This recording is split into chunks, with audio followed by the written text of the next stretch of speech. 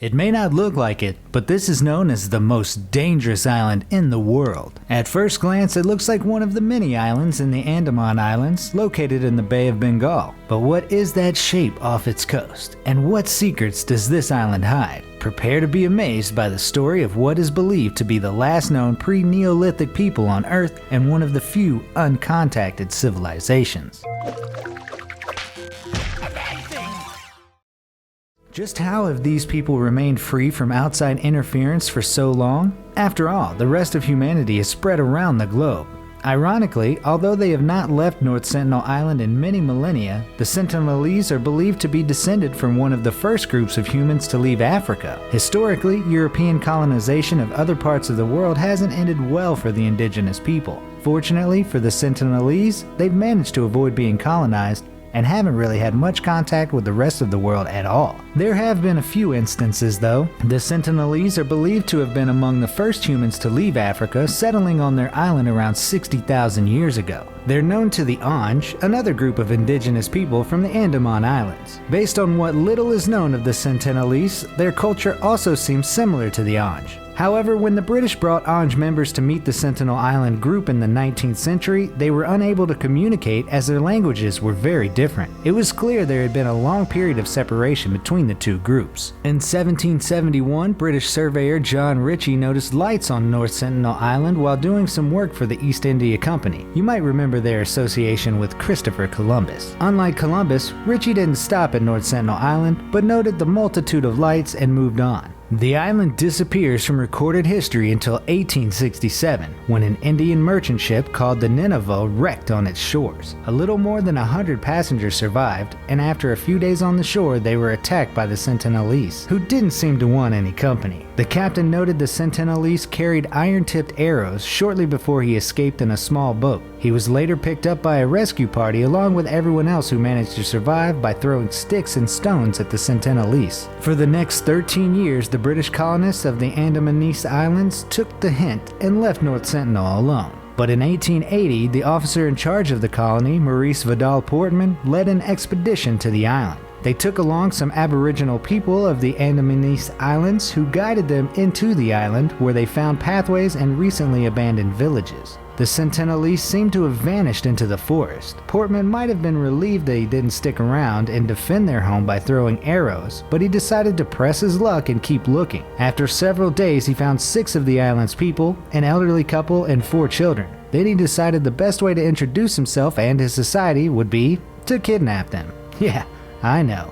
The logic here isn't very well thought out. They were hauled onto his ship and taken to Port Blair. Shortly after, the captives all became very sick, likely due to the fact that their isolated community had not been exposed to the rest of the world's germs in almost 60,000 years. The elderly couple died, and the children were quickly returned to the island with a bunch of presents. Portman apparently thought that gifts totally make up for kidnapping and wrongful death. Actually, he didn't express any remorse about what happened and instead insulted the Sentinelese, saying they had what he thought of as an idiotic expression of countenance and manner of behavior. Portman made several more visits to the island, which he was lucky to survive considering how he introduced himself, plus the people's lack of fondness for strangers. He may have had second thoughts about his actions though, because in later years he noted that the islanders' interactions with outsiders had done them nothing but harm. After that, the island was mostly left alone. Although an escaped convict from Port Blair made it onto the shore in 1896. Apparently the Sentinelese had decided they were through with outsiders, maybe because of that whole kidnapping incident, and promptly killed him. Before I talk about more recent episodes of Contact with the Island, you should subscribe if you've enjoyed this video.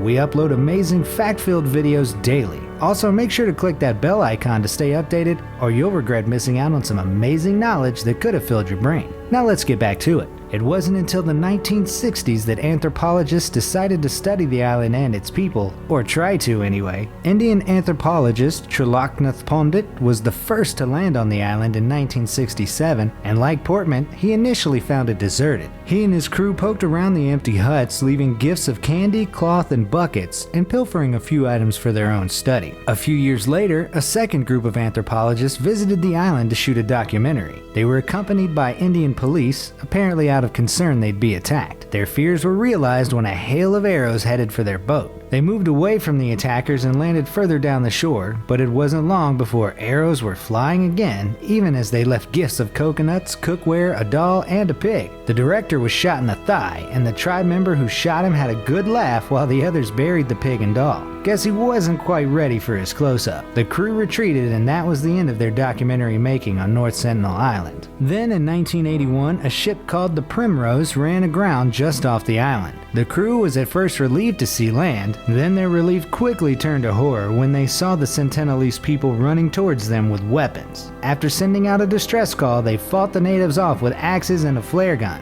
Eventually, they were rescued by the Indian Navy. The wreck of the Primrose is that mysterious shape you'll see off the coast of North Sentinel here. But despite the tribe's unfriendliness, Pandit continued visiting the island intermittently for more than 20 years. In 1991, he finally had a peaceful encounter with some Sentinelese men. They even climbed into his boat and looked it over. He distributed coconuts, which don't grow on the island, but the tribe members seemed to like. After that, the Indian government decided to stop studying the island, fearing anthropologists or other visitors might bring modern germs to the Sentinelese. Yes, more than 100 years after Portman sickened his kidnapping victims, someone finally thought of that. The Indian government has said they have no desire to interfere with the island's residents or enforce law there. Although North Sentinel is technically considered a protectorate of the Indian government, for all practical purposes it remains a sovereign entity. Yet the Indian government did send a helicopter to check on the island several days after the 2004 tsunami. They feared the people had not survived, but they were wrong.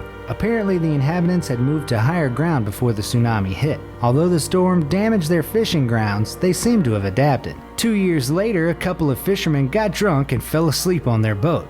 Unbeknownst to them, their homemade anchor of a rock on a rope failed, and they drifted toward North Sentinel Island. Other boaters tried to warn them, but they didn't notice, probably because they were under the influence of large amounts of alcohol. Sadly, there's a reason you shouldn't drink and drive a boat. They drifted into the shallows of the island where the Sentinelese shot and killed them with arrows. The Indian Coast Guard attempted to retrieve their bodies in a helicopter, but they too were met with a hail of arrows. Finally, they gave up, noting the bodies appeared to have been buried in shallow graves on the island. Since the incident, the Indian government established a 3-mile exclusion zone around the island to protect both its inhabitants and anyone unlucky or inebriated enough to get too close. Because they are so secluded and eschew visitors, little is known about the Sentinelese.